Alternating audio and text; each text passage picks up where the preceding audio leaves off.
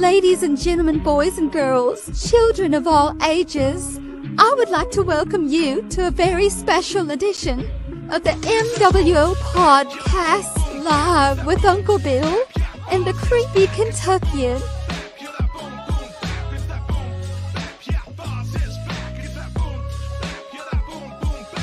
I am your special host, Slapco Fudd from the Philippines. Take it away, Bulls. You've got it. Allow me to reintroduce myself. My name is Boz.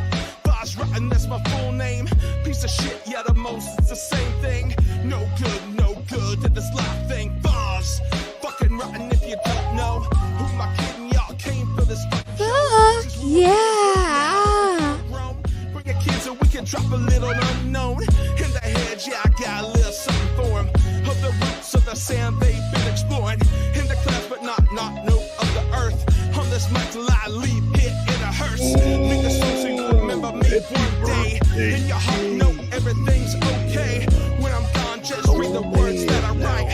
Here forever, still something in the afterlife. Boom, bap, it's that boom, boom, bap, it's that boom, bap. Yeah, Boz is back, it's that boom, bap. Yeah, that boom, boom, bap, it's that boom, bap. Yeah, Boz is back, it's that boom, bap. Yeah, that boom. Howdy, folks, and welcome. It's the mWo Podcast all the way live.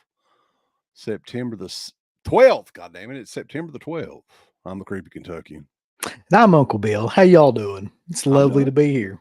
I'm doing good. We do these mWo lives every once in a while. And this one's for a very special occasion because we have the birthday boy on here, Mr. Jay Real. Happy birthday, Jay. Hey guys, Happy birthday, Jay Real. Happy birthday, Jay Real. But surprise to Jay, because we can't have one member of the Texas Dead Pit chapter without having the other one. God damn it. Here's T-shirt Joe. Hey, T-shirt Joe, wearing the Dawn shirt. Wearing the Dawn shirt. Happy birthday, my friend. Doing good, Joe. How you doing? Doing well. Doing well. Put on my spectacles because I am also an old man. Not as old as you, Jay. Haven't reached that crescendo yet, but maybe I'll get it. Now that is this something that has, I wouldn't say it's troubled me, but you guys there at the top, you won't say how old you are. And that's like I'm 29, Jay. That's I've told you. like a turned couple 29 of women, again this like a year. couple of teenage girls won't say what your Couple actual age women. is. Like a couple of ladies. Like a couple of ladies. Couple of whoas. I mean, I'm calling us, Jay? 58 years old today, and that number doesn't really ring true to me. I can't really make sense of that, but facts are facts. That's how old I am. I'm not saying that I'm saying it loud and proud, but I'm saying it as a statement of fact. So, how about you guys? 35. Just turned 35. I'm 29. Oh, okay. I believe I'm 52. Well, I'm younger than both of you guys. I'll say that. But Most people are younger than me. being the oldest Dead Pit member since they quit having guests, you know, they used to have these old fogey directors on. Well, they all died. A lot of them did. but Yeah. But yeah, it's good to get you guys together because you know, I know Joe still does the convention scene and stuff. You kind of do the regular tour, at least in Texas area. Do you go across the country still or no? Not so much anymore. I usually like have to drive a lot of these things alone, and I can't do that anymore. You know, age has got to me, and doing like 14-hour or 19 hours, I think it took to get to Kentucky from Corpus Christi. I can't do that shit anymore. That wasn't that long. Was that actually was that long ago though, wasn't it? It was like What's really bad too, and I'll never forget this, is Joe went to Darkwoods in Pikeville. You were up there at Darkwoods. But Oh. at Darkwoods, that was like one of the strangest shows because it was just like little kids coming up to me with like $100 bills, and I asked somebody, "What the hell's going on here?" And they said, "Oh, everybody's been snowed in for like 2 months, and this is the first weekend where the sun's out.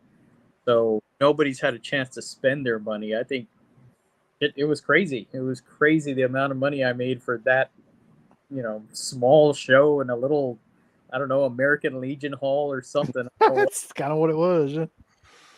The biggest town in Eastern Kentucky, at least Pikeville can claim that. But yeah, it's your birthday show, Jay. So we kind of do this to celebrate you. And I know that we've got a long history together. I think everybody here on this show, some dead pit, old school folks. And you guys hung out at a few conventions. What was it? Texas Frightmare and Texas Fear Fest was back then, right? Did you go to any other ones, Jay? I don't think so. No, those were the only two that I'd went. Well, there was one, I think Joe might remember. There was one in Waco, or was it Belmead? It was Belmead, which everybody would say. I remember Parrish Randall was there, and there was some woman that I believe she was in, which Return the Living Dead. Was that who it was? I know Kevin was there. Who's that? Kevin Tenney was there. Kevin Tenney. Okay. Yeah. That little bitty show. There wasn't much going on at that one, but yeah, that is, and the dreaded Fear Fest 2, and where it had an amazing guest lineup, but run by basically a criminal. And whatever happened to him, by the way? Well, he went to jail for something, and I forget for the. He's still in jail? I don't think so, but I don't know for sure. Because I haven't heard about that guy in forever. But God, I forgot about that guy. What's crazy is like we had talked to him on the show, and I had no memory of this at all. But like through the years putting this stuff up on Patreon, I was like, when the fuck did we talk to him? I don't even remember that at all. But evidently we were in his good graces there very briefly before he went to jail.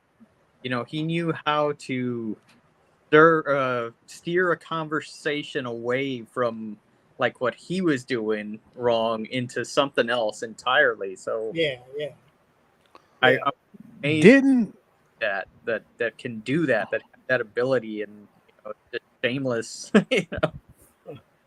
Didn't the thing that got him wasn't it like a Friday the 13th convention or something like that? Sneaky Pete's, wasn't that the one that Sneaky Pete's? Yeah, it ended it all, dude. Well, it pretty much had promised everybody ever associated with any of the Friday the 13th films was going to be there, and it was going to be kind of like a faux camp surrounding, and just if they were associated in any way with Friday the 13th, they were going to attend this convention, and I think most of them hadn't even heard of it. No, they never even called back to them. Like what? Yeah. Anyway, we'll talk some more about that here in a bit, but you've got a lot of people in here already, Jay, wishing you happy birthday. Kind of wanted to go through some of them real quick here. Alpha Romero is in the house. The mayor says, happy birthday, Jay. Another year older, another year to use your spanking candle. We'll get to that in a moment, too. You're going to showcase the candle. He just cleaned it for the night. Yeah, it has to be 94% alcohol, at least. Yeah, so I would imagine. Winner's still 888. That's a new name. I don't recognize that one. Says yeah, they've been in here. Oh, really? Yeah. Memory's going. Subjective Perspective Collective says, hey, Joe. Those subjective. People conversating in here, boys. Happy birthday, Jay, says the Evil Dead chick. I see her in here. Blissful is in here as well. Happy birthday, Jay. She must have ended her stream early, Jay, because she streams on a nightly basis, and I think I saw her on a little bit earlier. So just to hang out in here with the real deal. Darren Burrows is in the house. Trey. Chester Graham, boys. We got to talk about Chester Graham sometime. The mausoleum. Come on now. That's what was that? Dude, let me tell you something, though. Honestly, the Dig Up a Corpse This Christmas song should be a fucking classic. I mean, it should. I think it is in our circle, but I mean, it should be nationwide. Worldwide. I believe it's a copyrighted song is the problem. that that was something that I had just heard that jingle. I guess I was just looking for just tunes. I don't know where I found it, that just started just ringing in my head. Something to go along with this tune I heard, and this dig up a corpse this Christmas. I just sat there and just jotted it down and went to the store building there next to the house. It used to be my daddy's little sporting goods store. I went out there and just I had the headphones on and just warbled this song onto my DV camera, and then synced it up on video. So, but yeah, I mean, you could come to an agreement with whoever. I'm sure they're not making any money with that. Well, I probably could never find the song now. But you can have, like, I'm sure there's an app out there that'll find it for you. Yeah. Just put it in there and say, "Oh, what is this melody here, boys?" I miss those Christmas specials. That was good shit. Yeah, well, I think it'd be possible to maybe do another Christmas special somehow, Jay. We could maybe get together and figure something out with that. Maybe we got to talk to Chester about it. Get into that grease makeup again. No shit though. I think that Chester Grimm could have been like a mainstream horror host. I don't know. That gimmick could have worked. I'll say this. I don't really associate with Ray much anymore. It wasn't really a horrible thing, but just sort of, I guess, with what I had told Dana, if men in their 50s can grow apart, I guess we grew apart as friends. He's not here to speak for himself. I'm not going to go into any details about what happened, but it was nothing really major. But we're no longer friends, and he wrote and directed most of those shows, and I think he had a really good sense of humor, and just he almost took over the character and gave him a background and gave him some other characters to surround him and such. And so he sort of defined Chester Grimm as a character, with his writing and such. So it would really be hard for me to do it solo. It would just, I may could come up with something, but I don't think I could come up with something as funny as he did. We could figure something out. There's got to be something to bring resurrect Chester Grimm. Yeah. Jackson Jack says, "Is T-shirt Joe the same person as Pacifico Joe?" Not tonight, but in certain instances, yes. He's living the high life tonight. Manders is in here, boys. She hasn't been in here in a while. Mandy, so welcome, ma'am. One of the very few females that checks her show out from time to time. Jared Strupler says, "Happy birthday, Jay."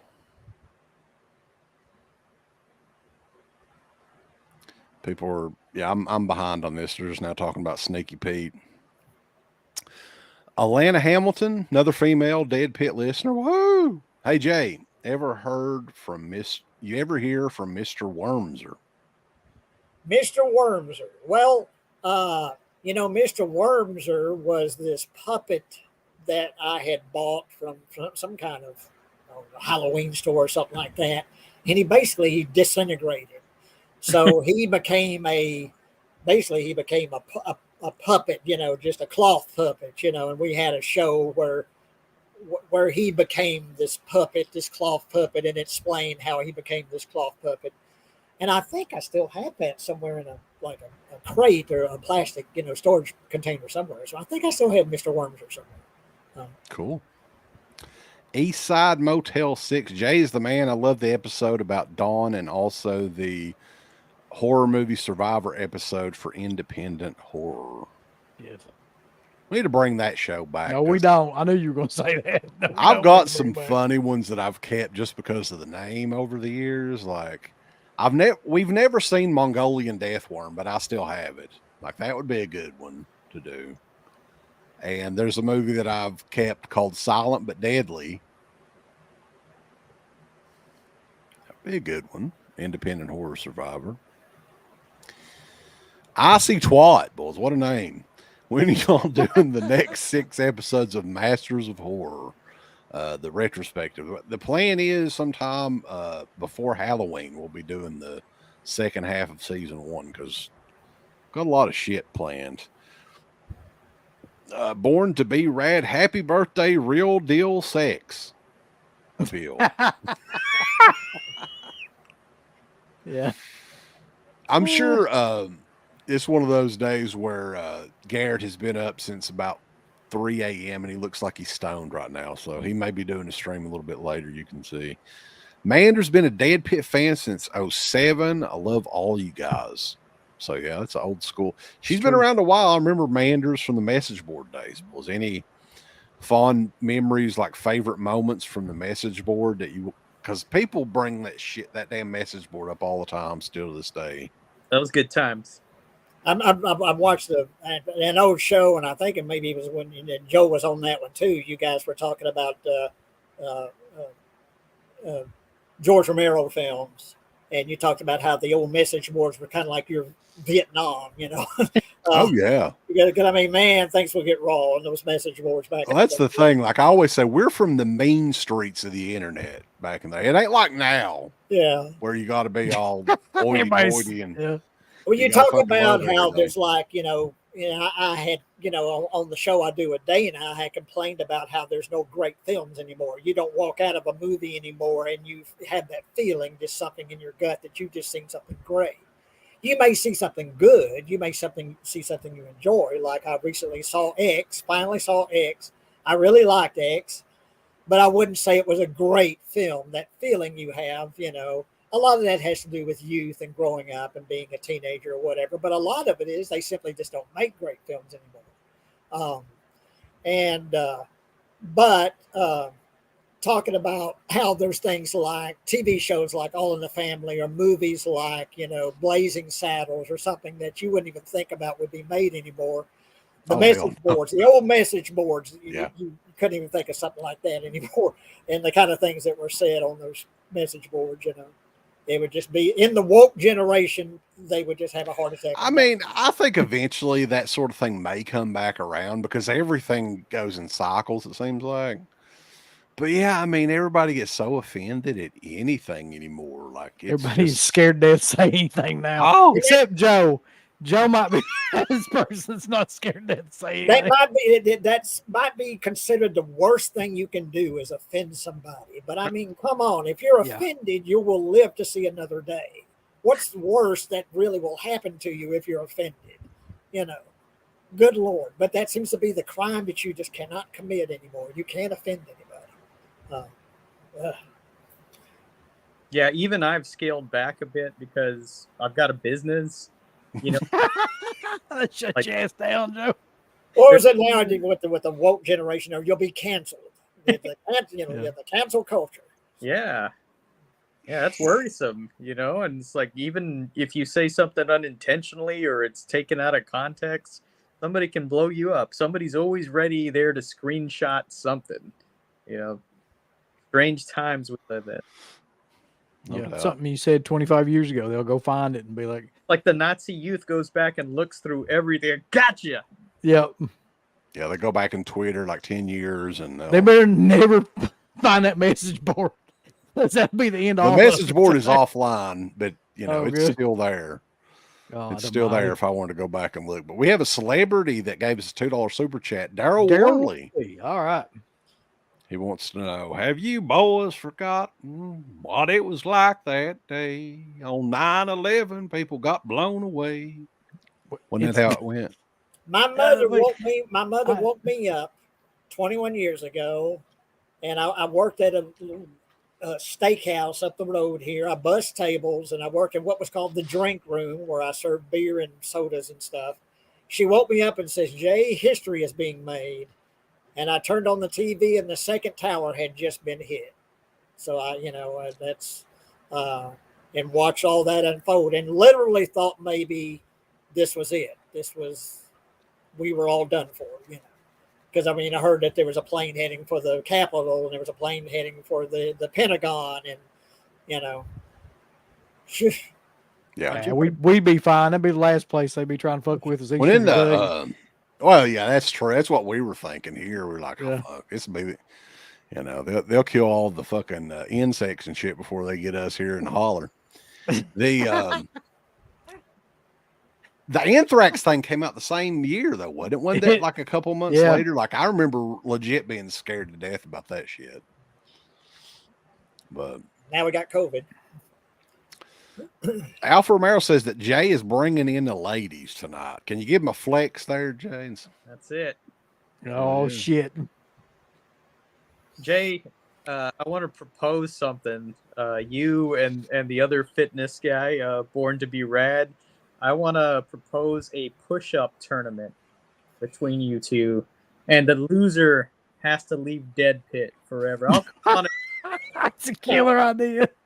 I probably would just go ahead and just lose by default, because I used to do a lot of push-ups. Now I do something I call dips. I have a couple of old walkers that my neighbors gave me, and I lift myself on these walkers, and that's my main exercise, other than all the walking I do. So you're willing to dip competition, what you're But saying? yeah, I used to do push-ups a lot. I don't do it so much no more, but I do what I call the dips now. So that's. How many dips do you do a day? Let's see. Oh God. Now I've got the standing walker, and I do 20 times 10, so I guess 200 in all. I'll do 20 and then rest for 30 seconds and do 20 more, 10 times. And then on the sitting walker, the rolling walker, I do let's see, I do one where I do it like this. I do 15 times 10, and then the other way I do the same thing, 20 times 10. So I propose like an American Gladiator style thing, Joe. my Where they problem have like a series of events. You could just do a good old pose down and people could vote. Yeah. Yeah. Anyway. Jason Guy says happy birthday. He's in the house too. So we got some fun shit planned here, Jay, that I've found, because it took me literally like since the time I told you we were going to try to do this show until today is when I found this clip. And I got the date here. We're not going to listen to the whole thing, but it's like a 6-minute clip. But this was the very first time you called into the show. Huh. February the 2nd, 2007. It was the very first call in. I actually thought it was 2006, so that's a surprise to me. That's what threw me, because I was checking the shows out and I was like, we didn't even do call ins back then. So I went to the first show that we did call ins, and bam, there it was. February the 2nd, 2007. So we reviewed Dawn like in 06. We did like, so that's probably where the confusion came from. But yeah, we didn't talk. You may have been on the message board, I think, probably before then. But this is the very first time that J Real called in on the show. And it's kind of funny, some of the shit that was mentioned on here, but yeah, I'm just going to play a couple of minutes of it. And here's where we get canceled. Yeah, this is the original J Real call in, the very first one from the first show. You were the fourth caller of all time on the show, it says. So here we go, Bulls. Number 4 on Dead Pit Radio Show. What's going on? Oh, not much. I am not able to listen to your show live, so I don't know if you guys got a topic or something like that going on. Well, open topic. We don't have a topic. Whatever you want to talk about. Who the hell is this? This is Jay Real. You guys reviewed my little indie film Dawn from Tempe Video. Oh, yeah, that's awesome. Cool. Film. How's it going? Appreciate what y'all said about it, and I love your show. Finally got on broadband. I've been on dial-up, since '99, and finally got on broadband where I can now download your show and listen to it. It doesn't take 6 hours to download. Yeah. You can also download a shitload of porn too if you're into that. As it turns out, that's what I like most about broadband, to be honest with you. Well, it's like crawling out of a damn cave. I mean, with dial-up, I downloaded the show you guys reviewed. When you reviewed Dawn, J.R. Bookwalter sent me the link to it. Yeah. I downloaded that show. It took 3.5 hours to download. Wow. Now, when I do it, it takes about 3 minutes. Yeah. So, I think you can stream it. We got the stream link. I think a couple of people can stream it on dial-up. I haven't tried to stream it yet. I made an attempt to listen to another, online radio show, stream it, but it wouldn't work. So I'll give it another try. I'll give your show another try. But what I've been doing is downloading it, and you guys have such great guests and stuff. I mean, you're definitely the pinnacle of that kind of show, of this kind of show. Yeah, so we appreciate it's your that. show I listen to. So. Yeah, thanks for saying that, though. We appreciate Damn it. right. Great film, by the way. I know we both like Yeah, it. you did a great job on it. I got to say. I appreciate it. It shows some of the themes of that kind of production and, budget and all that, but the story seemed to come through and people seem to dig it, and we got some good reviews and stuff. The young girl that played Dawn was really good. Casey, yeah, she's, can you believe this? She's a sophomore in high school now. She's about to be a junior this year. So. Yeah. I really liked the story of the film, though. It was completely... All right, so yeah, we'll cut it there. But yeah, to give you an idea on how long ago that was, she was a sophomore in high school. How old is she today, Jay? She's 32, and she had a little boy about 6-7 months ago. She's got 2 girls, and she just had a little boy, and she's on her second husband. So, but Damn. And she was 10 years old when we filmed Dawn. She turned 11 during the production of the movie. So. Jay, wasn't there something else too? Like, wasn't there another Dawn? There was the prequel. Yeah, what was that one? The book. Well, I wrote a little, self-published book called Dawn Year 7, I did a little just sort of kicking myself in the ass and just try to do something again, film-wise, short film-wise. I did a little, the first, 16 pages of the book or something like that. I made a little film called Dawn Year 7, and I did that, 2018, 2019. And it's all right. I really appreciate the people that were involved in it, but really most of it was just to see if I could put something together again and get it edited and get it completed. And so I was able to do that. As far as the quality of it, I'm like, it's okay. but anyway, that was a prequel to Dawn, the Dawn Year 7. Little Dumplings Books is asking, where can we watch Dawn? Rob, they're married, by the way. I don't know. It's Rob Scott's wife there. But, I'm going to try to make it available in some way. I finally converted it to MP4. And even as an MP4 file, it's 10 gigabytes. Now, it was 20 gigabytes as an AVI file.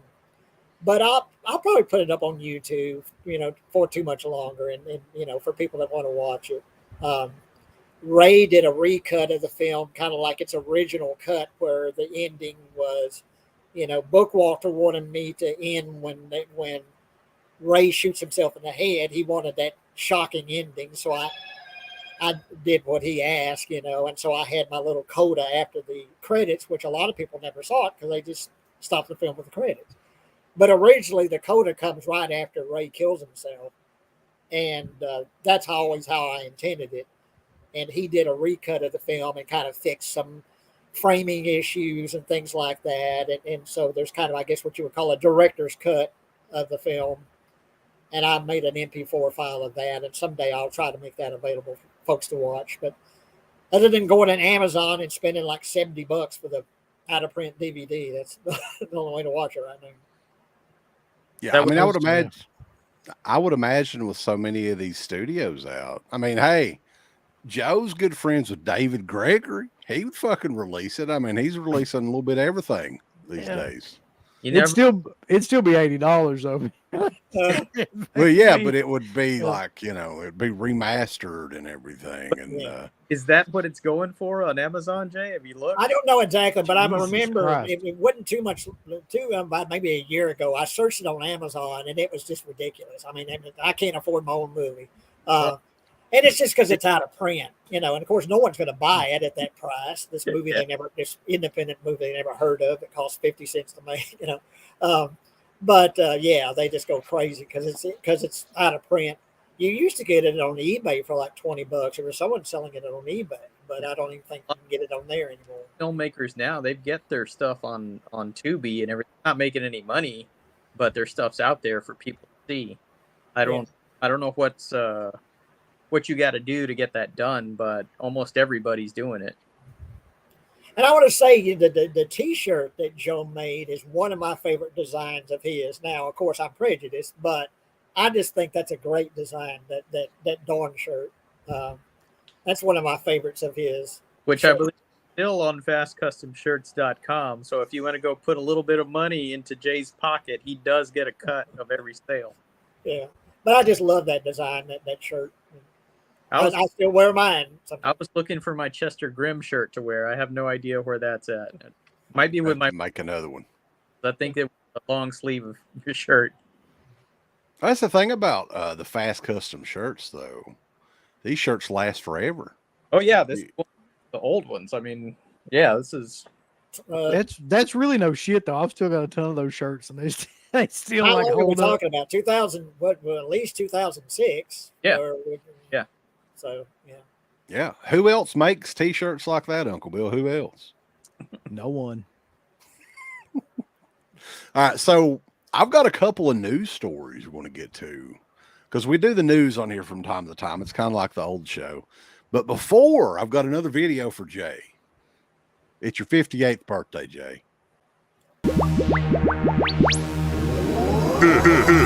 your 58th birthday. Happy birthday. It's your 58th birthday. Happy birthday. Cupcakes. Dreamers. Piñata. Balloons. It's your 58th birthday. Happy birthday. It's your 58th birthday. Happy birthday.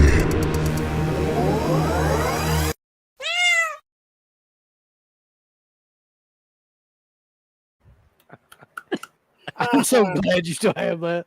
I love it. I'm a cat person, so you made the perfect. We use the same. It's the same video for Felcher, but like however old you are, you can put it in there on the site, and it's got like 50th birthday, 58th birthday, 13th birthday, something like that. So that never gets old for me. Very cool. No. But anyway, something that's I think it was this past weekend, and I'm kind of shocked by this, and I want to get what you guys thought of The Nun 2. the movie. The fuck? Listen to this, though. I had no idea. Okay, so it's another Conjuring spin-off. It's a sequel to the original Nun. And it's brought in $85.3 million worldwide, $32.6 million domestically. What the fuck? Why? Like how? Why would anybody? I don't think I've seen the first one, so You want an explanation for this? Is that what you want? Yes. Nuns are fun. Anything with nuns in it. How many times does Steve go see it? Steve's the one. Steve's financing it. Anything with like exploitation nuns. I can't believe they made a Nun sequel. Like, was the first Nun even that successful? No, the first Nun sucked ass, and I'm sure that this one is even worse. But like, for some reason, like those movies, especially this time of year, are going to make money. That's why I'm telling you that Exorcist movie is going to make a ton of money. People are like, "Oh, it's going to bomb," or "No, it ain't. It's going to be like Evil Dead Rise and all those other pieces of shit. It's going to make a ton of money just because it looks like that." And everybody's fooled by that design, the way that people make movies like that now. The trailer is perfect for people that have no attention span, and it'll make evidently at least 80 million. Overseas, there's a lot of Nun love because it says that the overseas start is the second biggest opening for the Conjuring universe, behind only the first Nun. So the first Nun made a shit ton of money overseas too. Well, also it's a good time for its release. You know, the big movies, Oppenheimer and Barbie. That's what 3 weeks out past already. Yep. So there was nothing really big coming out, and I think like the younger crowd, the high school crowd, they're starting to get into going to the movies again. So they're going to go see whatever that is marketed well and looks interesting. My stepdaughter, she likes going to the movies and she likes seeing whatever horror movies are going to play. So maybe there's hope for the theaters. I thought they were done, but I've been wrong before, my friends. Here's what's funny though. Everybody's trying to get out all the movies right now because lurking in the shadows in about a month is the behemoth that is the Taylor Swift concert film. So everybody's shitting their pants trying to like release all these movies. How many of us are going to have to out. go see that shit? I ain't going to see it. I don't give a damn. I have to hear that crap enough as it is. Like, go see a fucking movie about Uncle Bill's going to have to go see it. He just ain't going to admit it. I'll drop them off and I'll go watch something else. I'll go watch The Nun too. Nun 2 will still be it. Yeah, because it's still be grossing in the 306. The first Nun, 365 million globally, according to Trey. Yeah, so that's why they make a sequel. Well, what took them so damn long? Didn't the first Nun come out like 4 or 5 years ago? I don't know. How big is that Conjuring universe now? It's pretty damn big. I've lost. I like a lot of the early ones. Listen, I don't know if it's not a part of is it a part of the Conjuring universe? No. Insidious. I tried to watch that Insidious movie, the last one. Or something. Holy shit. That's some of the worst shit I've ever seen in my life. Like mainstream. I feel bad for anybody that tried to watch that movie. God bless you, though. The mayor says that he found 3 copies of Dawn on eBay right now. One is $50, one's $39.99, and the other for $34.99. So somebody is those are decent prices, right? Shit, I'm gonna make a slipcase for mine. This double your profit. Let me ask a question though, seriously, Jay, because I don't know. Is Tempe out of business now? Do they make anything anymore? He had kind of like a little online sort of, I don't know if it was just strictly downloads or what it was, because he did a remaster of The Dead Next Door like 4 or 5 years ago and put out a special edition of that.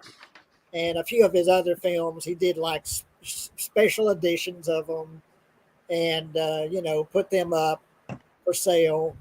But I think the actual Tempe.com, I think he shut that down pretty much. I think he's doing something with Fred Olin Ray, like makeflix.com or something like that. Like a lot of the movies that. Yeah. Lord. So I had actually talked to him at one point about maybe, back when I was still talking to Ray, we were talking about maybe putting out a special edition of Dawn, with a bunch of extras and that kind of stuff. We actually went and interviewed Casey. This is about 5 years ago now. We interviewed her. We went to Austin and interviewed Mindy Raymond that plays the mother. And she's actually an actress. She actually is working, there's a studio she works for in Austin, but nothing ever came of it. But I had talked to Bookwalter about, maybe he could do the, what is it, where they actually put the file together and put everything together, the package together. And he told me that, he was actually doing one for Fred Olin Ray at the time, They're buddies. And he would talk to me about what the price might be and that kind of thing. But I never said anything else to him about it. So, but this would be about 5 years ago. So. Jay, is there a theater in Mexia? No. Okay. It's a Mexican church where the old Mexia Theater. Yeah, you can go check out the Grindhouse video, Tales from the Grindhouse, that Jay did interviewed the pastor at the Mexia Theater. Now, I was just wondering if you'd do some kind of local screening, so there's an anniversary type thing or something out there. I talked to there's an old teacher of mine, Mr. Kreider, Cox, C-O-X, Cox Kreider, some name. He was an old, I had him in science and in a couple of different classes. and he's always been real supportive of me and what little things I do.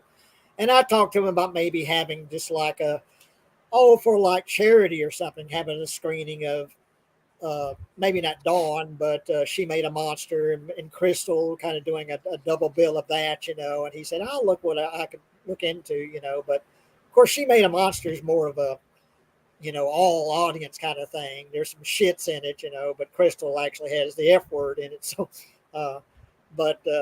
he said, I thought about maybe doing something like that, having just a little get together, maybe a charity thing, just because people know I do short films and stuff. So, Blu-ray Addict is asking if we've seen the Pet Cemetery Bloodlines trailer that was just released earlier today. Have you guys seen it?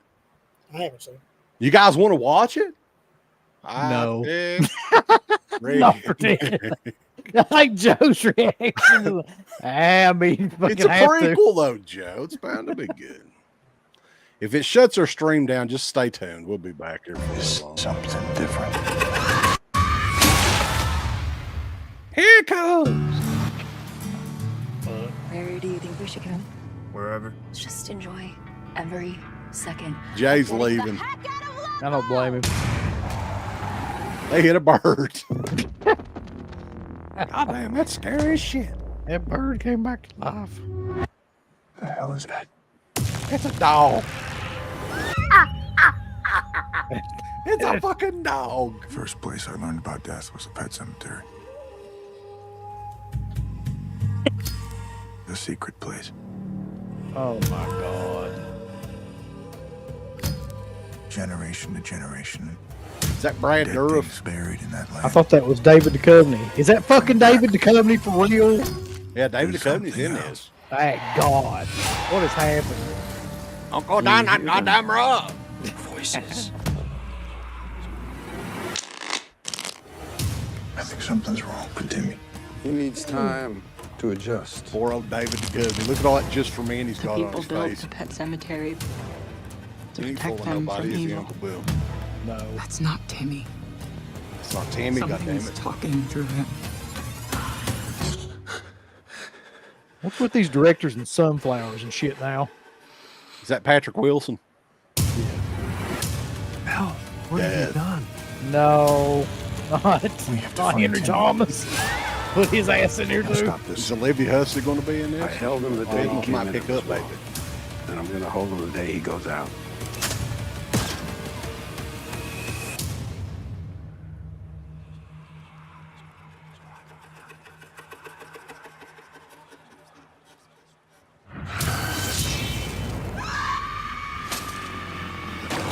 Believe me when I say.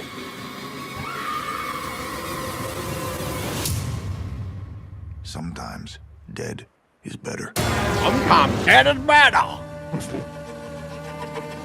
Pet Cemetery Bloodlines. Ugh. So first of all, it said Paramount Plus on the corner. It did. They don't have a lot of faith in it right off the bat. I don't have a lot of faith in it. Well, it's an exclusive for Paramount Plus. Pam Grier, she in it too. Why is the like everything David Duchovny's in now? He looks like his voice is putting his face to sleep. Was that Wanda Sykes? Yeah, it was. It was either Wanda Sykes or Pam Grier. Rob is in here. He said, I'd rather have to watch myself take a dump than see this.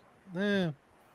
Oh. David Duchovny's in it. It's got to be great, Uncle Bill. You're the big X-Files fan, right? Anything that he touches. Yeah, is I'm just an X-Files gold. fan. I'm not a fan of any of his movie work, though, that I can think of. No, That- you know, That's not true. Then I've been watching Millennium. I'm always almost done with the third season of Millennium, and I'll jump back to X-Files. Millennium was a great show, too, as was Lone you Gunman. remember Lone Gunman was awful. But I do you never- remember kind of, it wasn't really a show associated with that, but it was a killer like show like that. It was like The Following or something like that. Kevin with Bacon. the Kevin Bacon show, yeah. All that. It was something like based on Edgar Allan Poe, like the murderer was doing Poe murders or something. Yeah, something to that effect. Yeah. I'll tell you a show that I don't hear anyone talking about. Carnival. That was awesome. That was a good show. HBO, yeah. Carnival. But they kind of just dropped it off. They you know, I guess it maybe for low ratings or whatever. I wish they would have continued it, you know. But, Yeah, it was awesome. We're doing the Masters of Horror retrospective. What do you guys remember about the show? Are you a fan of the show or no? We did a retrospective of those about 2 years ago, and they're not as good as I remember. You know, they're pretty dated. A lot of the effects are pretty bad. The Joe Lansdale one and Don Coscarelli, I think that's the one that holds up the best. I thought that was still pretty effective. I like Sick Girl just because I really like the characters in it. The two girls in it, I really like. I thought they were fun. And you just like Misty Monday, Jay. Come on, come on. We know whatever happened to her, by the way. She's still acting. I have no idea. Aaron Brown, boy, she can't use Misty Monday anymore because she got sued or something. But I've got a Shockorama DVD that I'll show some people if you want to see some stuff. He'll show you some Shockorama, so he'll rock for your party, boys. You shock until you drop. There's a Mike Flanagan series coming to Netflix in October, The Fall of the House of Usher. So that'll be interesting. His stuff is at least worth checking out, I think. His stuff, like that vampire one, I thought that started out great, and then it kind of just fell apart. It did kind of fall apart towards the end, yeah. Midnight Mass, is that what it was called? Yeah. I don't think he knew how to end it or something. Was it based on something? No, I don't think so. But I'm finding that's the case with a lot of stuff I watch now. It's just, hey, man, this starts out good, and then it just fizzles out. Like, they don't know where to go. They don't know, hey, are we going to set this up for a second season, or are we just going to end it? So they kind of, where it's just, I was talking about that with somebody. I don't remember if it was Garrett or if it was Matt or somebody, but like, that seems to be the biggest problem with movies now, really, is that they don't know how to end them. Like, they get like really far, you know, into a story or something, and they're just like, they either abandon it completely or something, like just there's some twist that makes absolutely no sense, but they just don't. I don't think they go into movies anymore with an ending in mind. They just go into movies with like a idea, and then they're just like, we'll just fucking see what happens. Like, we'll just David Gordon Green definitely does that. Yeah. He went into 3 movies with just. Yeah, he's like, I guarantee it was as simple as like, we're going. The first one will bring him back, and the second one we'll have him kill a bunch of people, and the third one he'll have like a doppelganger named fucking Corey, or something like that. And that was it. That's probably the limit of what they plan to do. We'll figure it out later. Little Dumplings Books is asking, are those bats on the wall behind you, Jay? They're Batmobiles. Or not?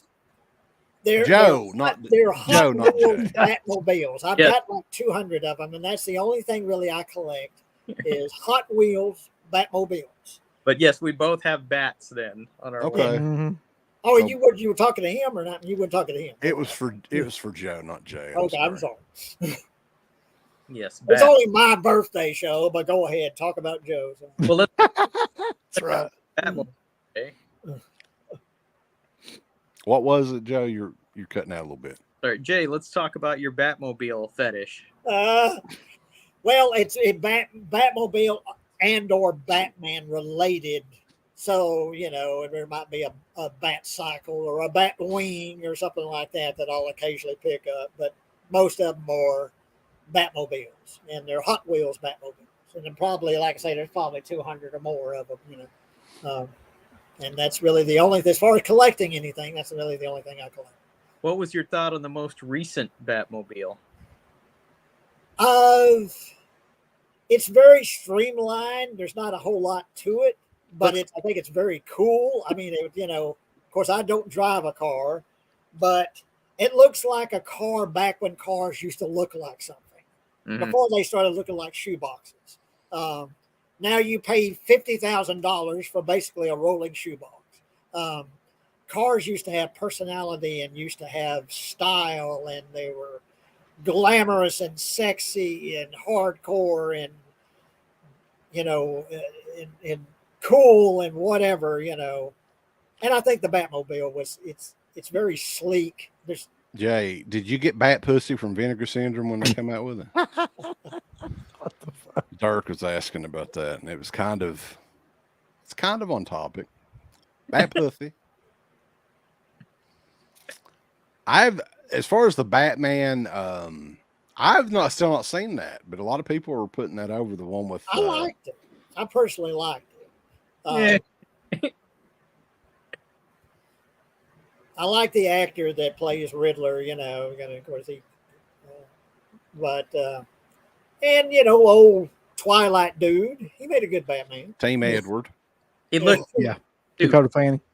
but and I liked him in the Lighthouse, and with Willem Dafoe. I watched that here recently because I know you guys really That's a fucking crazy ass. You don't like that movie. A24 stuff. I love that movie. I think it's insane. I like some of those A24 films, and well, I think what X wasn't it? That's an A24 film, isn't it? Have you seen Pearl yet, Jay? Not yet.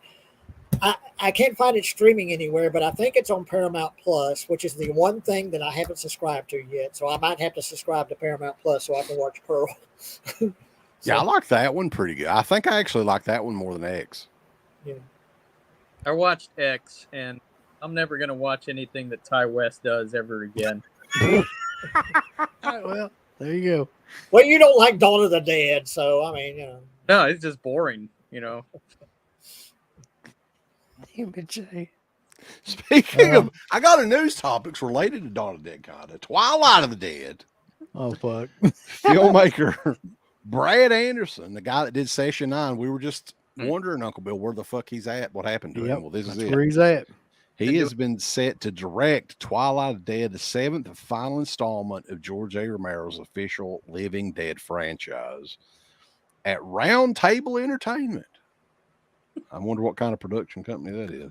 That sounds like that's going to be a lump of shit, to be honest. Romero had reportedly written a treatment for the movie before he passed away in 2017. He's like, ah, here's the treatment.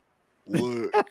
I tell you, here the last couple of years, I watched Day of the Dead more than Dawn of the Dead, and I think Day of the Dead might actually has become my favorite of the series, of the Dead series.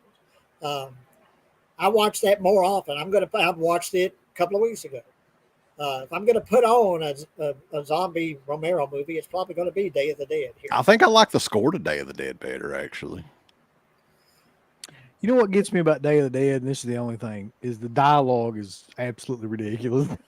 It's actually some of the dumbest shit. What I like about it. I guess that makes sense. Yeah, because it's like every was just so batshit crazy. But it's like it never goes below a 10. Yeah. Like everybody is constantly fucking cussing and screaming, and it never goes anywhere like that's down actually here. Kind of what I like about it, though. I like it's over the top nature, and of course Bub, of course, and I like zombies look like zombies and not the Blue Man Group. Yeah. The zombies, as far as part of its charm. From that time period, man, the prosthetic makeup effects and the best stuff. The best as far as Savini effects, probably, and that's his pinnacle is Day of the Dead, I think. Yeah, I like Day of the Dead. That's definitely true. It's way better than anything that he did after that. I'm not gonna lie. Let me ask you this, though, Jay. Let me ask you this, both of you sons of bitches. Which one do you like better, Day of the Dead or not? Probably Day of the Dead. Now I know Night was what set everything in motion, and it's a great film. But Dawn of the Dead, kind of going back to Dawn of the Dead kind of set the zombie rules of more than Night of the Living Dead did, because you've got a girl zombie that's killing her mother with a knife and you've got a zombie trying to break a window with a rock and such, Dawn of the Dead establish the quote-unquote zombie rules, that they're shuffling, they walk slow, they have to be shot in the head to be destroyed, killed,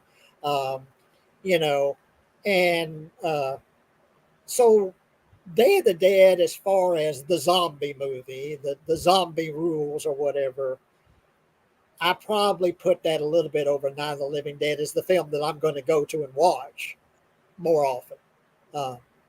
Now, what's the better film? That's a good question. You would say Night of the Living Dead simply because it was the innovator. It's what set everything in motion. But whatever. Romero himself said he copied what was that?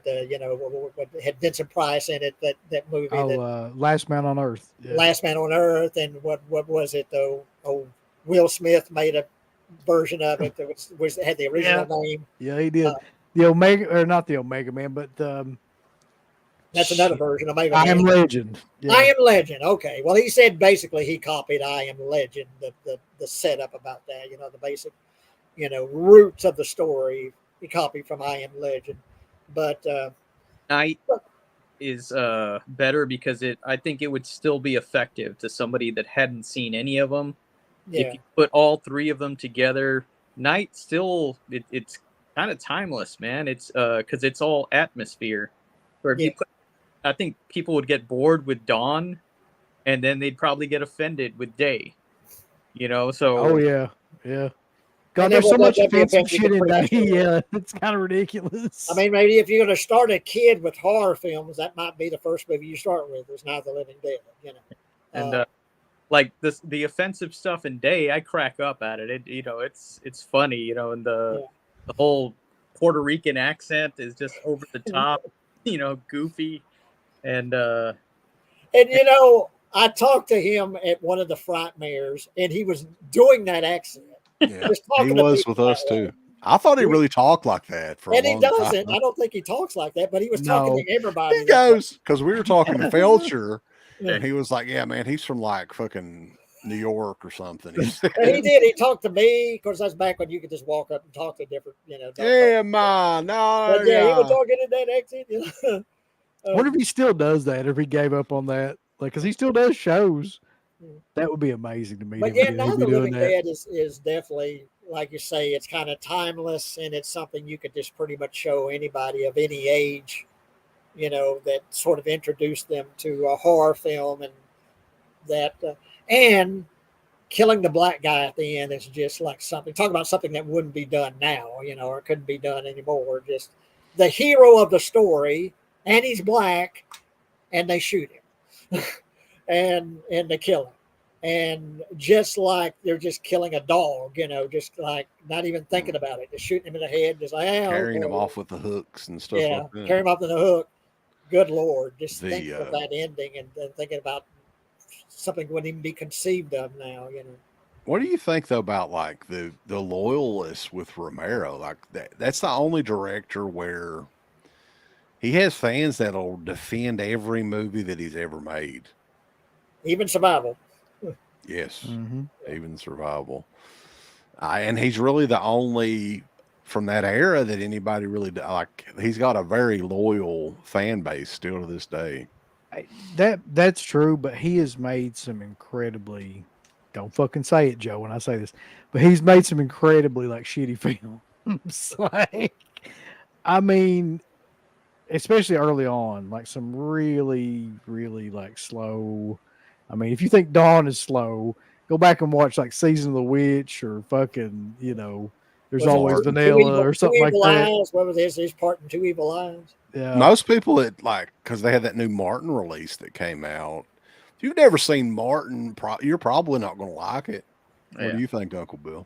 That's one of my favorites of his, Martin. It's an acquired taste, though. I think it's a great film because of Amplis, but if it wasn't for that movie is like super. Well, yeah, slow. and that's one that I met at Frightmare and talked to John Amplis. Like I say, once again, it was a time where you could just walk up to him and just chat with him. And I must have talked for like 30 minutes with John Amplis. He was just the coolest guy. And I was promoting Dawn at the time, and he asked me, "Oh, you just here as a fan or something?" Well, I actually have a table. I'm promoting a show. Hey, well, tell me about it, And so I told him about Dawn. Oh, cool. That sounds really nice. He was just so nice and just, so friendly. But yeah, him and Martin one of the best performances and just one of the best films of his, I think. I love Martin. Jay, happy 58th birthday. I'm glad that we got to do this show, but there's one more video left. Some people that couldn't make it here live on the stream tonight that wanted to wish you a happy birthday.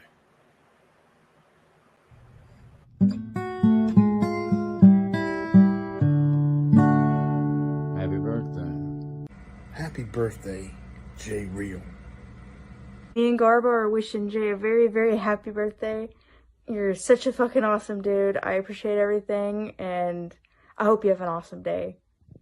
Hey, Jay, I just wanted to stop by and say happy birthday real quick to the founder of the Dead Pit Geriatrics Club. I really appreciate you accepting my membership, and I look forward to our next meeting, man. So happy birthday. Take care. A very happy birthday wish for you, Jay, from the Evil Dead chick. And thanks again for being on Midday with Dana and Jay. And I wish for many, many happy birthdays in the future, Jay. Happy birthday. Oh, there you go, Jay. She got was me verklempt. Yeah, she had to get the Midday with Dana and Jay plug. Get a plug in. Yeah. Even though she's not doing, you guys aren't doing the show this week, are you? We're not doing it. I think she has to work, so it'll be another week before we talk about porn for 2 hours. Speaking of which, where's that Kindle Fire at? Break it out. Get the alcohol. It's been a while. I told her that and by the way, it's so cool that I can just talk that subject with her. It's just like talking with a dude about it. She's just so easygoing about it. Dana loves porn. Everybody knows She'll that. talk about porn all day. But anyway, yeah, I watched 8 to 4. That was one of my favorites back in the day, 8 to 4. And then, of course, I always talked about the Devil and Miss Jones Part 2. Because, back in the day, mid-'80s or something like that, it was $5 to rent a porn. So, and Seth Wilson at the Mahia Theater gave me slave wages. So, $5 was a lot of money to give up. So I was very selective about what I would get, So it was either 8 to 4 or Devil Miss Jones Part 2 or anything with Marilyn Chambers. Yeah. See, these kids nowadays, man, they don't know how easy they got it. They can just go on fucking Twitter and type in fucking whatever. Oh, goodness. Marilyn Chambers. The thing about Marilyn Chambers was she wasn't real pretty, but she was very enthusiastic. She was a whore kid. Yeah, she got in there. Uncle Bill's got a Marilyn Chambers story, I think. I think you met her at a show, didn't you, one time? It's actually a pretty funny story, too. So I was at the Nashville Full Moon Tattoo Convention. I don't know if that still even exists or not, but it was run by Ben something or other. He was like... Ben Dixon. Ben Dixon, yeah. And it was in the elevator. And who steps in the elevator but Marilyn Chambers? And we start talking. And we're talking about David Cronenberg because, she was in Rabbit and I wanted to talk about that and whatnot. And just kind of like, she's just talking about he was a really, really shy guy, really, really introverted, but he was really super nice. And when we were working together, well, there's another guy gets on the elevator right about that time. And he's listening to the conversation we're having.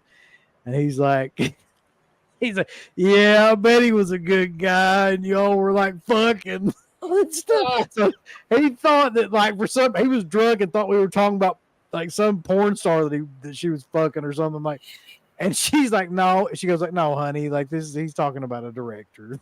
It's all right. Go back and drink a little bit more, pal. Yeah.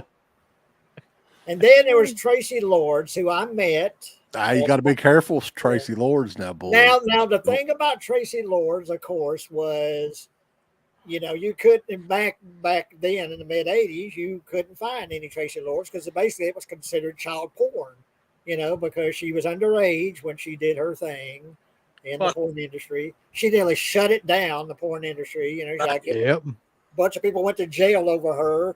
And but anyway, I met her. Oh God, this would be 2012 12 or something like that. She was at one of the Frightmares.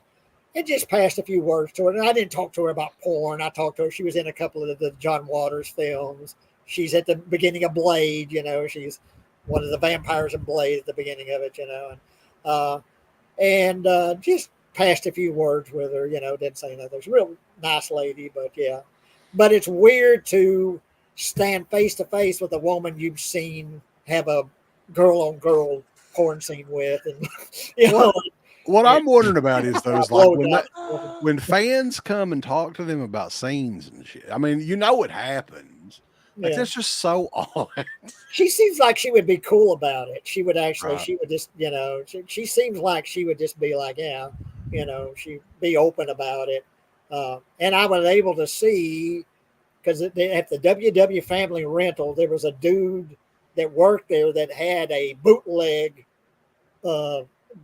VHS he let me borrow of Tracy Lord, so I actually got to see her, performing, and my goodness, she was a lovely lady. But yeah, Marilyn Chambers. Be quiet, Jay. That was my girl, Marilyn Chambers. As far as if you're going to just find something just because of the actress that's involved, Marilyn Chambers was the one. So.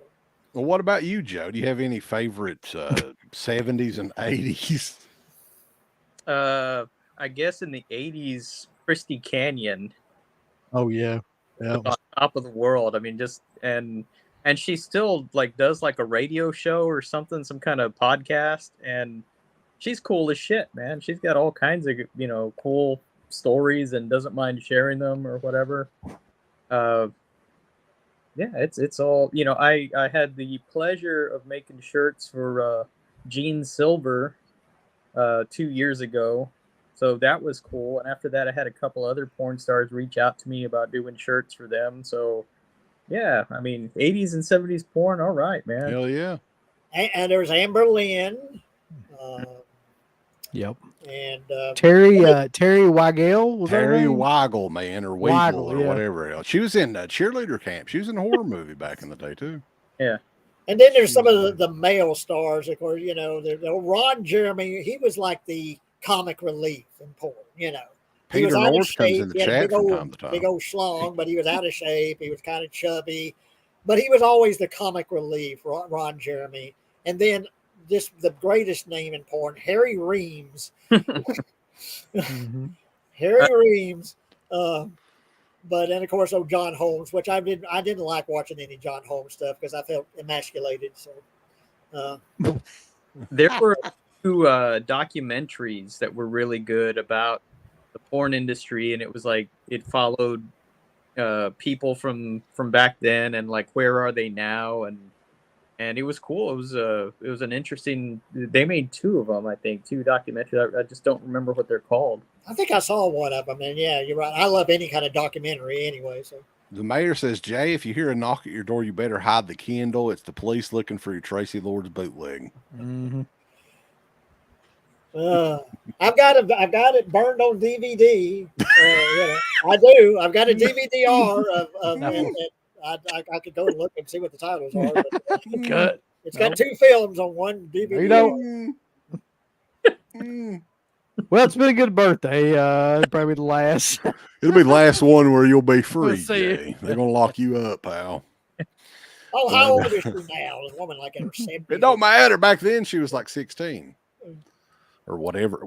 How old was she then? I don't know. even know. Lied her way through that, and almost, brought down an industry. And like Jay said, people got locked up because of her. So I'll never give her any kind of money, I could care less about seeing her at a show or getting an autograph with her. It's just somebody that, I don't know, just turned heel in real life, and hurt people because of it. Yeah. She threw him under the bus. That's actually a a good point. It's just like, well, she, basically she put people in jail and she, and then just kind of like. Yeah, and crossed over into the mainstream, reap the benefit of all that. That's a good point. I'm going to throw it in the trash. The stuff you don't have, right, Jay? Right. Yeah. It doesn't exist, but if it did, Yeah, You throw it in the if, trash. you know, theoretically, if I had Hypothetically. yeah. Yeah. If I had such a thing, it would go right in the trash. Dirk is wanting to know if you would do your own show, Jacking with Jay. Well, I wouldn't want to do it by myself. I'd have to get Dana on there with me. But I mean, she'll talk that stuff all day long with me, you know. And Get Dana on there. Yeah, get Dana on there. Jason Guy's asking if you have any of Stephen Jeffries movies. Sam Ritter. Yeah. Yeah. Sam Ritter, boys. Jason Payne's favorite. Can you imagine what the cleanup must be on the set of a Peter North film? Can you imagine there's probably someone's job, that's their job, is cleanup, is mopping things up. Or the West Craven, you have the West Craven porn. So well, all that stuff's gone. Like I don't know if they've burned it or what, but the Wes Craven stuff, the estate has got control of it, I think. Really? I would have thought that for sure Vinegar Syndrome would have like found none of that stuff ever came out anywhere that I know of. And there's even rumors that there were X-rated scenes shot for Last House on the Left that never saw the light of day. And speaking of that, I watched that for the first time 2 days ago. For the first time. For my How did you life, miss? I had never seen Last House on the Left. And then I was talking to Dana, you know, on her show or our show about how I watched I Spit on Your Grave for like the first time in like 20 years, the original. And just thought, well, I'm going to, finally watch Last House on the Left because it's kind of, similar feels, similar sort of tone, those two movies. So I looked it up and it's on Tubi and I watched the damn thing. And, it's weird watching something like that at my age and just, the feeling was weird watching something like that now. I just wonder if you grew up watching something like that or watched something like that as a teenager, how you would feel now watching something like that. Because I was comparing how I felt now watching I Spit on Your Grave to how I felt back in the VHS days when I would occasionally rent it. And it was kind of like, felt like you're getting away with something. You're watching this something, this horrible thing that, there's films like that. I Spit on Your Grave, Blood-Sucking Freaks. Remember that? Mm-hmm. I love that movie. And the Faces of Death film. Just watching something just to get that sort of creepy, very, sick vibe. And watch Last House on the Left. And I don't know what I think about it. I think it was well made for the time. What was it, 71? Something like that? It's a good idea for a movie, too. I mean, I think just some of those scenes, he just took it too far. But I think originally it was going to be an X-rated movie. I think that he had said that. So some of that stuff, I mean, maybe like I'd watched the remake of Last House on the Left just the other day. It's odd that you mentioned that, Jay, but and that was the first time that I'd seen that since it came out probably like 13 or 14 years ago. And there's some things in that remake that they actually do better than the original movie. I mean, they explain things a little bit more. It's a little bit tamer. Well, some of the two cops are just silly in that, I guess they're supposed to be like comic relief or something. They're trying to have some levity, I guess. That had to be Sean Cunningham, like because he did the same shit in Friday the 13th for no reason. But talking about something that's kind of like setting up, starting something or starting up, because this was before even Texas Chainsaw Massacre. This is, 72, I think. One of the first to do something like that to show these depraved people, raping and killing and murdering and, and then of course the revenge angle, which was kind of, copied with I Spit on Your Grave, I think probably Last House is the better made film, but similar moves, Hey, Joe, I've never heard you say anything about Last House. Like, what are your thoughts on it? It's an effective movie. The movies that like I watch a ton of horror movies, of course, but the ones that bother me most are the home invasion movies. So, that kind of thing really, really gets to me. So the first time I saw that, it's like you're just freaked out, not so much because of the rape. Yeah, the rape stuff is like really hardcore. You know, it's hard to watch, and that's why it's so effective and well done, because they're not doing it for gratuitousness or titillation. It's just, you know, hey, this shit's horrific. And it's been years since I've watched it. I don't know if I would have that same kind of feeling, but a lot of other movies that I've seen that are in that similar vein, even now, that they bother me, you know. And it's just like, that's what's the worst thing that can happen is somebody hurting your family while you're helpless to do anything about it. So that's real. Yeah. Another odd bit of timing is on Saturday at noon. I'm going to be with Darren and Dirk on their show, An Hour to Kill. They're doing Last House on the Left versus the Night Train Murders. It was nice of them to invite me to that too. I really appreciate that. Yeah, Uncle Bill, he can't make it, unfortunately. Yeah.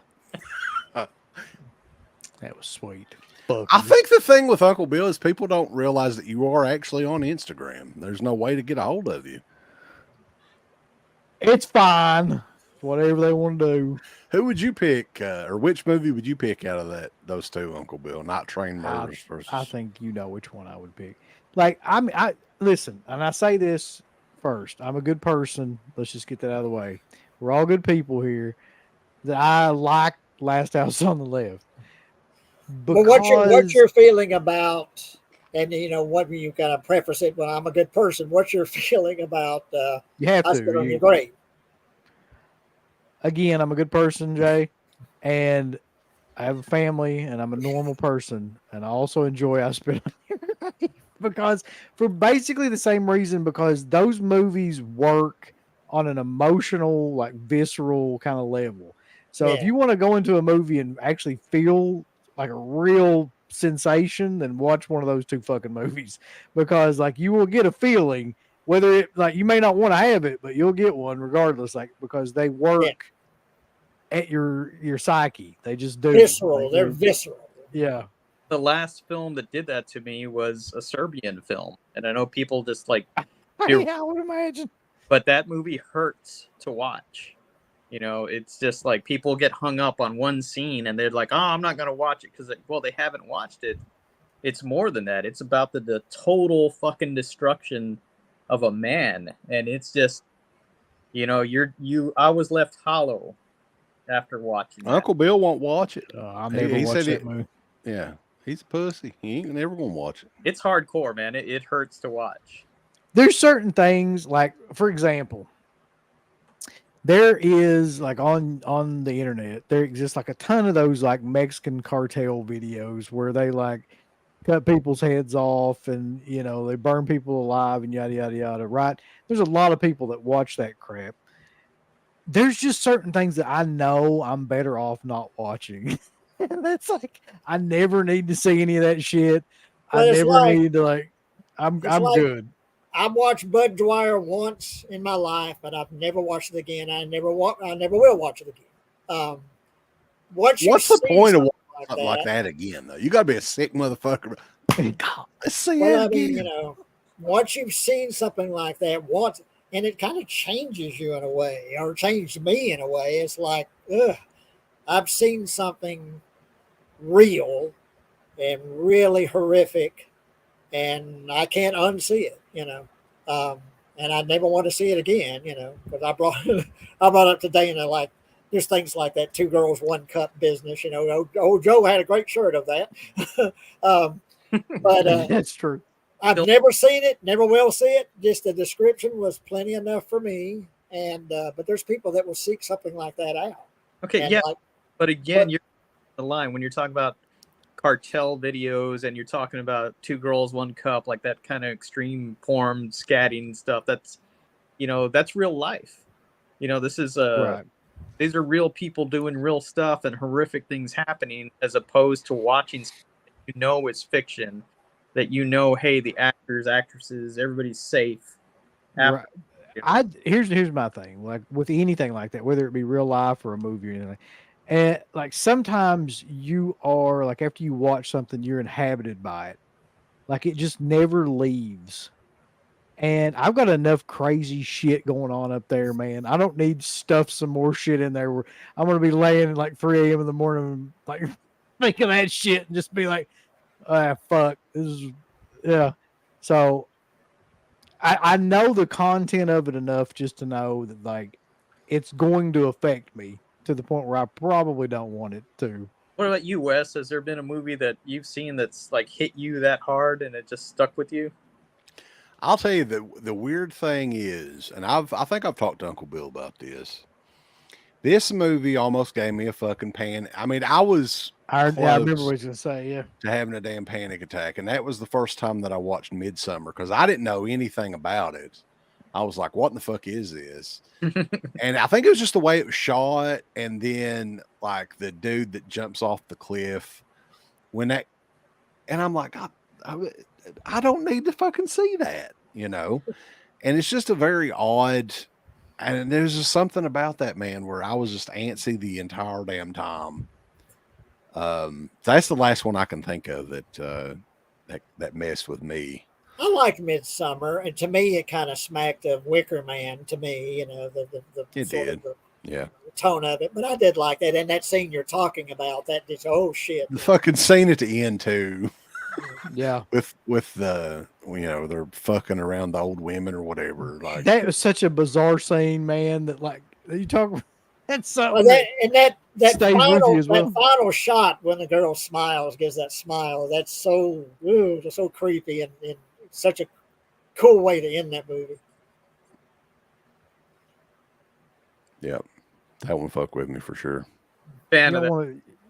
You don't want to watch Brazilian cartel videos, by the way, Rat Hammer. Let me just tell you, that ain't where you want to be on the internet. No.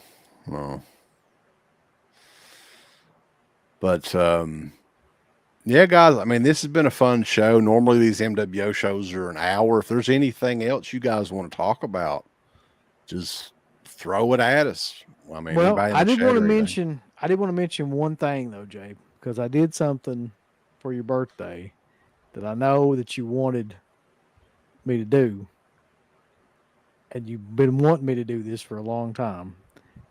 I watched Crystal because if you go on that Instagram, there's Well, like, now, Joe. Watch said it, Uncle Bill. Joe Goddamn said you. it really wasn't for him, but was it for you? I liked it. I mean, it was good. I liked a lot of the scenes in it. I liked the fact that what you were trying to do with it, in terms of it being different, like with the fact that she's a ghost that basically comes back and is inhabited by this guy, and then I'm giving away the whole fucking movie here. Don't but give like, it away. Go ahead, I don't care. Is it online? It's up everywhere. Well, I have it unlisted because, these film festivals I enter, there's several of them that don't want you to have it just readily available just to watch online. But I have it unlisted, meaning if someone wanted to watch it, I can send them the link and they can watch it that way. Like Uncle Bill finally watched it. The coolest part of the thing to me, it's a short film, but the coolest part of the movie to me was that it took something at the end and kind of twisted it around to where it didn't end like I thought it was going to end. Like that's not where I thought it was going whatsoever. And then, that happened with the possession part of it and everything. Yeah. And that was cool Parrish Randall. I mean, yeah, that's something that I've known that man for like 20 years. I've never done anything with him. We've talked every now and then. We need to get together and do something, And but I had sent him the script. I said, look, just read it, see what you think. It's one scene, but it's the dialogue's like a 30-minute monologue he has. And he wrote me back, said, oh man, I love this. I'll do it. So yeah.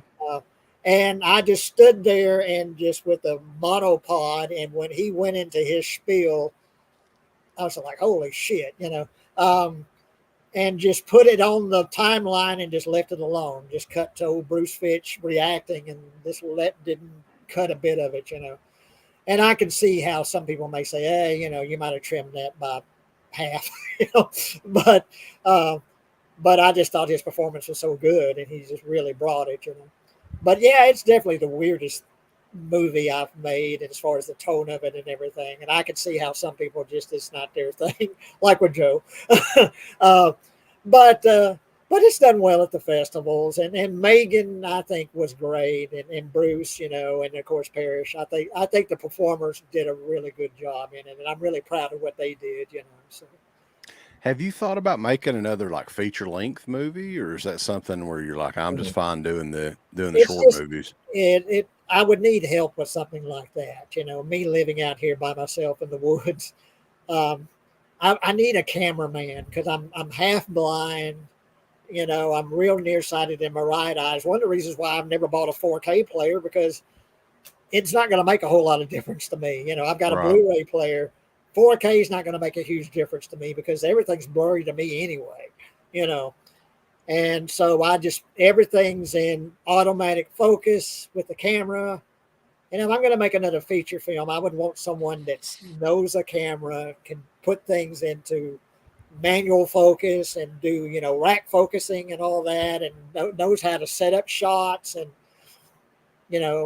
I think Crystal is probably my favorite of what I've done as far as camera shots, like her walking down that road, that guy at the mailbox, Uncle Bill, and that pulls back and she's walking down the road, and her picking up at the bottom of that bed, and looking at this. I was going to say that shot too, yeah, because a lot of it looked like no other stuff that you've really done. Yeah, and that I'm in particular, really proud of some of the shots I come up with. But you used like a slow mo to that too, like when I think I slowed most of those things down to like 80%. Like, when she's crawling out of the grave, when her hand comes out of the grave and she's coming out of the grave and stuff. Unless there's actual dialogue, I would put down, I slow that down some, and her walking down the road. And but I'm happy with some of the shots I came up with. But a feature length film, I'd want someone that knows how. Well, you can do the new Dead Pit documentary, Out of the Pit, says Jackson Jack. Yeah. But thank you finally for watching it, Uncle Bill. I appreciate it. Yeah, no problem. Jay, where do you find all these film festivals in the Middle East? In the Middle East, is that what you say? A lot of them I get it's Film Freeway is what I use to enter these film festivals. And that stuff from like Malaysia and India and Turkey and, all these different countries, they're the cheapest to enter. The stuff in the U.S., there's like $60-70. Fuck that. Just to enter, and just to enter a film festival doesn't mean you're going to get into the festival. You can enter a festival and be rejected. And I've got a long list of festivals I've been rejected to. But I just can't afford it. I just can't afford a lot of those stuff in the U.S. are just so high to enter. And pretty much every festival charges something.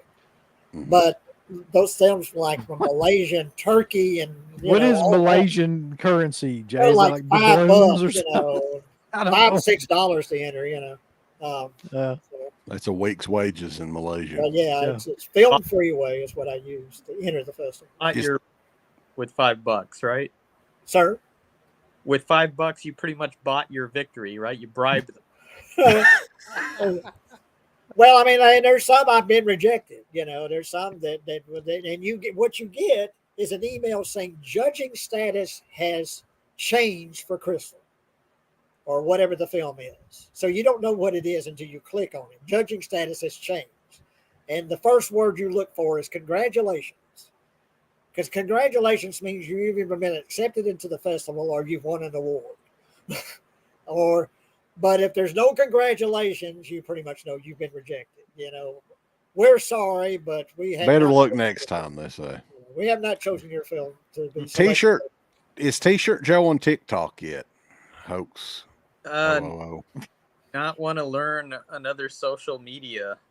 I know that's where everybody's migrated to. I never did Twitter. What about Tout? Did you do Tout? I never had a Vine. Never did Vine. No. So, and the only reason I was on Facebook is because Crater had originally set that up for me. buddy. So thank you, Crater. And yeah, it's become a tool, and I think TikTok has also become a tool for people to promote themselves, promote their business or whatever. I just don't want to learn it. The thing about TikTok is, because we've had sucks. a couple of, well, yeah, kind of. We've had a couple of videos that went like TikTok viral or whatever, but it doesn't do shit for you. Like you can have 500,000 fucking views on some video, and then you can promote your YouTube page and nothing, absolutely nothing. Like it does not transfer over at all. So it's its own thing for sure. What about this though, Joe? This is a good idea. What? Hold on, let me get this. A T-shirt Joe shoot interview on conventions. Yeah, I could do that. Because how many conventions overall would you say you've been to at this point, Joe? Track. Man, I hit them as often as I can, and I could tell you about how much they've changed over the years and what has stayed the same. Yeah, it's a landscape that's kind of integral to what I do, and for the most part, I still have fun doing them, but I try to have fun wherever I go, because you've already spent your money, and if you sit there and stress out about money the whole time, you're not going to have a good time. So I'll just get some beer and sit there and hope people come to the table, hope to see friendly faces that I haven't seen in a long time. It's just have a good time, man, whatever you do. What shows do you have coming up?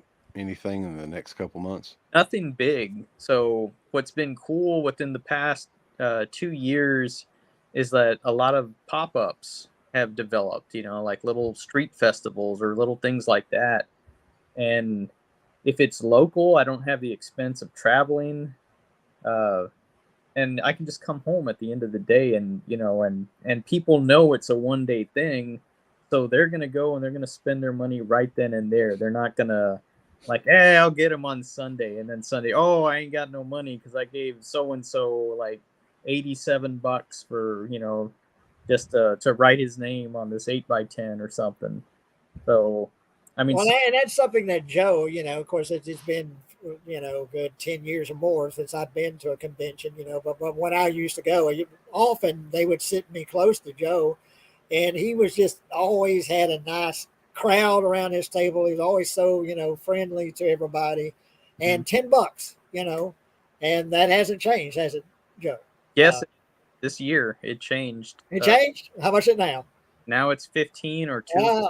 15. Well, okay, but still, that's a good deal. Inflation, boy, seriously. Yeah. It's kind of like how Dollar Tree went to $1.25. It's like if you go on some of these other shirt sites, it's fucking $30 for a shirt. $15 is still like a good half price of what you're going to pay for pretty much anybody else. And all these people now that officially licensed, it's the same 3 or 4 movies that they're like Trick or Treat, Halloween 3, the Halloween franchise. What is it, Jay? But well, let me say that like one of the first Texas Frightmare weekends I went to, I didn't have a table. I just went to check it out. Went with my daughter. Jay had a table. Me and Kathy. And I bought shirts and gave them to Jay and said, "Hey, here, sell these, and you can keep this much from each sale." And by the midpoint of that day, he was, calling my cell phone. "Hey, Joe, do you have any more shirts with you?" Thing. Well, and I have to give all the props to my sister for that. She could sell ice to the Eskimos or whatever. Yeah, that girl. But yeah, she sold Joe's shirts and like say, $10. She moved them damn shirts and. But yeah, I'd had that price for like close to 20 years. I just couldn't do it anymore, man. And it like. I freaked out thinking, no, once I raise it, like people aren't going to want to buy this stuff anymore. But no, nobody blinked an eye. Like everybody knows everything's more expensive now. But yeah, Rob is asking about Polk. Is he still around? You still see him every once in a while? Or? still around. He, of course, since I moved to Dallas, I don't see him a whole bunch anymore. But my Corpus Christi shop is actually inside the building of his business. So whenever I go down to Corpus, I do see him. Well, speaking of Rob, like, you know how you guys do the like somebody can give money for you guys to do a commentary. Like I would, I don't know how much it would cost me, but I would like you guys to do a commentary with him with the Green Lantern movie. With God. God damn. So just think of a price. Okay. History. That. Well, is he a big Green Lantern fan? Because I think he likes comic books and stuff, right? Scottra? Yeah. Yeah, it was a big thing when he liked the Green Lantern movie and you guys just ridiculed him for that. Oh, is that what it was? Yeah. I don't think I ever saw the Green Lantern. You need to. I saw it, unfortunately. You know, Joe, let me ask you, because you bring up Scottra. You know, he used to do these real good drawings or paintings or something of, like, you know, horror, you know, celebrities and such, you know. And he did one of George Romero. And I remember you going to George Romero's table with his picture and getting it signed. And is this the infamous, the thing with the hearing aid? Yeah. Well, I watched that while that was going down because I couldn't hear what was being said. I was too far away from the table. But yeah, I saw you there with his picture and getting it signed with George Romero. You know, and even though we don't like a lot of his later stuff, he did influential stuff. And how can you not be a fan? So I was excited to meet him and was giving him this spiel about that, about how, you know, thank you for doing this and blah, blah, blah. And then he just eventually said, oh, I'm sorry, I had my hearing aid off. Then here's $20. All right. Thanks. Yeah, that was like my experience with Tom Savini, except he could hear totally fine. Same kind of thing. Okay. He's like, shut up, give me money.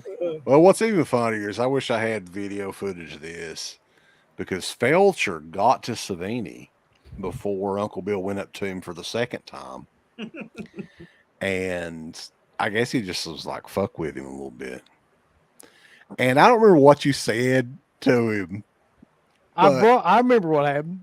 I brought, like, I don't remember what it was to get him to sign. And I said something about, like, it was something like, I said to him, like, I really, you know, enjoyed your work with this or something like that. And he took it and, like, threw it. And he's like, yeah, I don't give a fuck about that. He actually said that? Yeah. But I mean, he was like in character, like, you know, selling it as right. He wasn't smiling after it either. No, he wasn't. And I was just kind of like, what? Oh, wow. Holy shit, what the fuck? Yeah. Daggone, man. You had that readily available there. Yeah. Very cool. What yeah, I've got the some hell? of I've some never of even his seen stuff that. over here. This is years hanging up.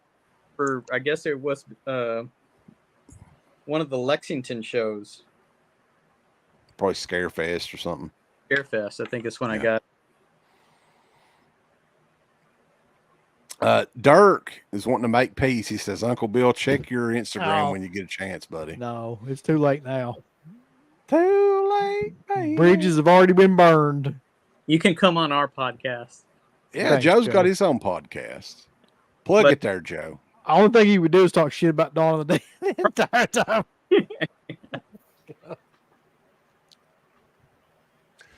So how is it a regular, like, is it random or do you guys have a regular time? Because I see you all on from time to time on Facebook. Every Sunday.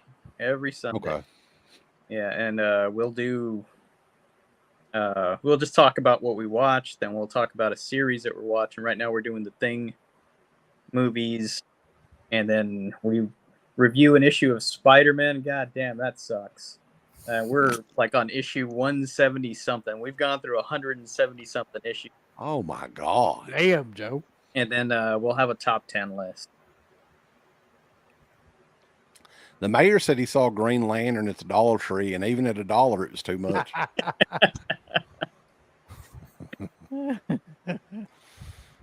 Rob says that's awesome that you still have that. Mm-hmm. Yeah, and it's autographed too. Hell yeah. That's awesome. So Jay, what is your favorite Batman film or whatever? My favorite Batman film, probably the first Tim Burton Batman. That was back in the day where, you know, it was something you had to see this. It was a film you had to see, you know. And I saw that in Denton, Texas with Mark Sawyer, who did the camera for Dawn, who passed away in 2010. We were up there to visit a schoolmate of mine up there that was going to North Texas, and showed him the Head Rush movie. And I don't know, you guys ever heard of Head Rush, but it was he was a hippie and he used to be a roadie for Led Zeppelin. And didn't you have that on your YouTube page at one time, Jay? I might have had a clip from Head Rush, Okay. you know, but it has a lot of Led Zeppelin music in it, so it's like copyright, you know, copyright infringement all the hell and back. But anyway, we saw Batman, and you know, of course, Jack Nicholson. You know, forget about it. You know, his Joker is, you know, You still have you sent me a picture of the Batman cereal that they did back in the day. You still have a box of that still sealed, which I thought was freaking, that's pretty hardcore. But how about you, Joe? My favorite is the fan film where Batman fights aliens and in this, it's really, really good. It was done like at the beginning of YouTube, and shit, I can't remember what it's called, but it's awesome. It's like everything's done faithfully. You know, they've got a lot of faith to the character. Whoever played the Joker in that, it's really, really good. And the Joker gets killed by an alien tail. You know, just gets impaled him and shit. It's kick ass, and it's still on YouTube. I highly recommend it. There was a comic book, Batman versus Predator. For real? Those were. You'd think they'd be ridiculous, but man, those were really good comics. And the Dark Knight's really good too. I really like the Dark Knight, but probably just the first Tim Burton Batman, my favorite. I haven't seen all of them. There's the last 2 or 3 I haven't watched. I tried to watch Superman versus Batman or whatever that was. Oh God, I can't stand that. That's great. That's my favorite. I hate what they did to Superman. They turned Superman into Batman, basically.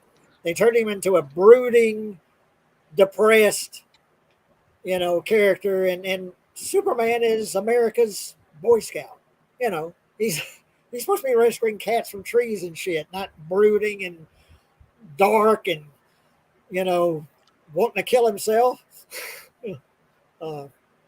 But they make these like 3 hours, 3.5 hours long, man, and it's just hard to That's the thing. Like, it's just it's intimidating. You see these like director's cuts too. Yeah, 3.5, almost 4 hours long. What's the Snyder cut? Yeah, the Justice thing. And oh God, I watched those when I had COVID. You know, I was thinking, I was laying in bed and like, I'm already miserable. Let me like. It couldn't get any worse, right? Right. I thought you might have been trying to kill yourself. Just be like, if I just watch these, it'll Looks like that new kick in. Ari Aster movie is 3.5 freaking hours long. Like, it's just too long. I don't want to watch it. Yeah, and Well, did the guy that did Midsummer? That's him. Did he made this movie that had like Joaquin Phoenix in it, and it's this That's weird. it. Oh, that's it. Yeah, that's it. Oh, that's what you're talking about. I haven't Always seen afraid, that, but yeah. I've heard that that's pretty bad. But I mean, it's gotten mixed reviews overall, I think, but like, it's just, I don't think can't see myself ever watching it just because it's so damn long. Yeah, and stuff like that I'll watch, you know, in increments at home. You know, maybe I'll watch 45 minutes of it tonight. well, I finally watched. I talked to Dana about this. I finally watched that Everything, Everywhere, All at Once. What a And crock good of shit Lord. that movie is. Oh my God! And Give this me is a what they fucking considered the best picture. You know, I don't give a damn what anybody says about that movie. That movie's a waste of time. you know. Waste of my Well, life. it was cool that Short Round won an Oscar, and you know, but good God, it's just there's just no real point to it. There's hardly any plot to it. It's just a bunch of visuals. It's just a bunch of flashy visuals for think- 2.5 hours. I think And that may have been the point, but still, like, it's just not a. I don't know. It's not a memorable movie other than like the fact that like it's there's not some something I want to cool go back stuff. and watch. There's I'll some put it that cool way. visual stuff in it, but like I say, really, there's no point to it. There's no real story to it. It's just a bunch of flash, you know. Well, like I thought it was okay, but then again, that's yeah, I'm always afraid to say that because, like, man, that sounds like an old man there saying, "Oh, it's just and they don't make them like they used to," and But they really don't. I They don't know. really don't. As I go back and watch some of the old stuff, it's like, man, this is really not as good as I remember it. A lot of the older stuff that I'm going back and watching. I used to love going back to Romero, Night Riders. As a kid, I thought that was the baddest shit around, and turns out I was just focused on those great stunt scenes. Those stunt scenes hold up, but that movie is just some hippie bullshit all the way through. It is. Well, a lot of his stuff is hippie bullshit, really. Like a large portion of those early movies were like that. Yeah. I mean, we look at a lot of stuff through the eyes of nostalgia, and it's like, man, it's really not that good. Yeah. Well, I've always said my all-time favorite movie is Jaws, and of course, you could certainly make the argument there's just so many movies that are better made or more important or whatever. The Godfather or whatever.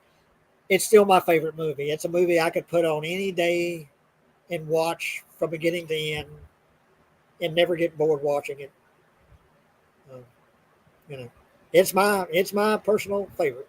I really do try to like straddle the line between being like what you were saying, Joe, where you're trying not to be like the old fucker that's just like I hate everything that comes out, but you're also simultaneously like comparing everything that comes out to shit that you like grew up watching, so it's kind of hard to do that.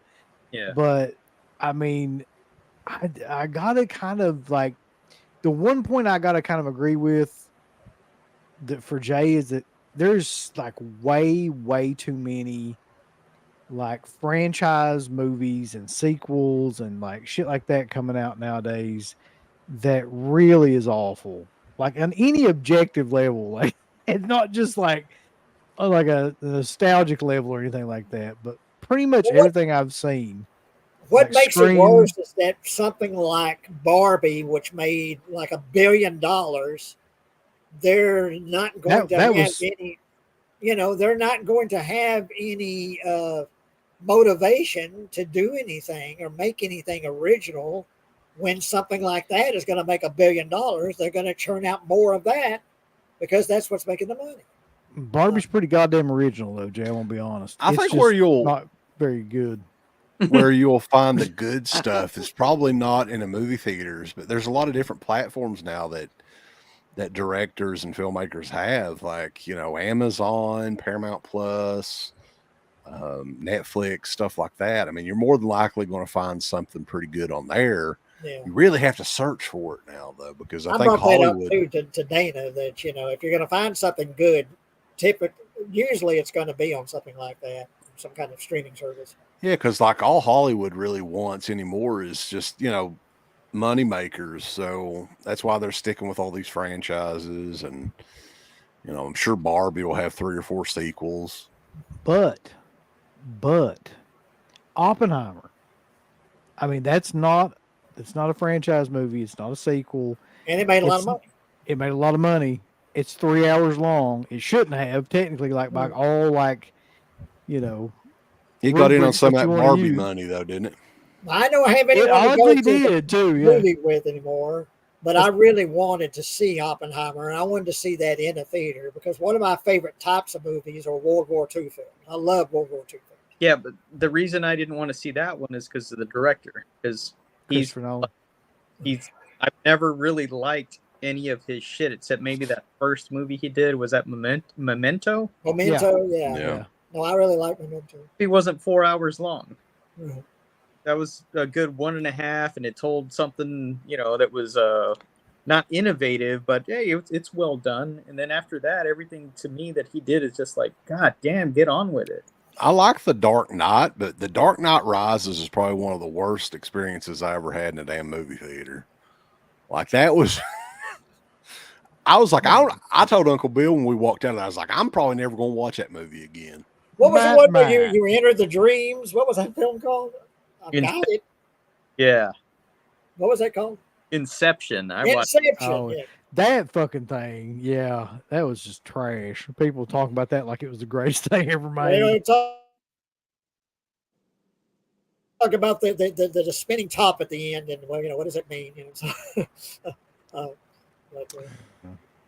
But guys, it's been a fun show, and Jay, I hope that you had a good birthday, and we put some stuff together for you and everything. And happy birthday! Your birthday's just about over, getting ready to go into the 13th. But I sure appreciate it, guys. It's good to spend your birthday with you, Jay. Thank you. Happy birthday, Jay. And thank you for wearing the Dawn shirt. All right, but yeah, appreciate everybody in the chat and everything, and we will catch you guys next time. What, Uncle Bill? What is it? It's just like right before you said Jack goes, "Did you jerk off for your birthday, Jay? You better hurry." Not tonight. I was just like, "What the fuck?" That's a hell of a thing to end on. All right, get milked on your birthday, Jay. It'll be all right. Not tonight. Maybe tomorrow. All right. Maybe tomorrow. So, but anyway. yeah, that is it. We appreciate everybody sticking in with us. We've had 85, 90 plus people all night, so it was pretty cool. And thanks everybody for watching this and for the comments and everything. I appreciate everybody, and that video thing you put together, everyone. That touched me. That got me. That touched you too, didn't it? That touched me. Mm-hmm.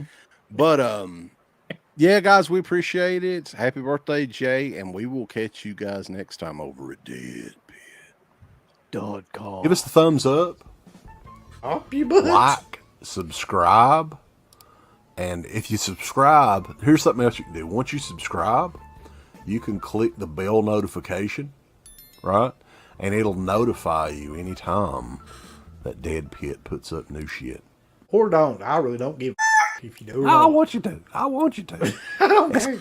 Let's keep our community growing here on YouTube. I don't like it. I don't want you to do nothing. Listen, they need to do that, pal. No, don't you dare touch it. Thumbs up. Subscribe. And click that bell. There's all kinds of wonderful shirts over at shop.deadpit.com. Simply the best horror shirts. On TeePublic, there are others, but they all suck. You can get some Dead Pit radio shirts. You can get Last South on the Left. The Hills Have Eyes. Texas Chainsaw. Oh, wait, you can't say Texas Chainsaw. All kinds of shirts, folks. You're gonna love them. Shop.deadpit.com. Thank you to all of our supporters on Patreon. Dead Pit on Patreon.com is the only place to check out a complete archive of the old Dead Pit radio shows all the way back from 2005 on, in addition to the midweek shows, fan commentaries, exclusive podcasts, and much more. Dead Pit on Patreon.com if you're interested. Tiers start at only $1.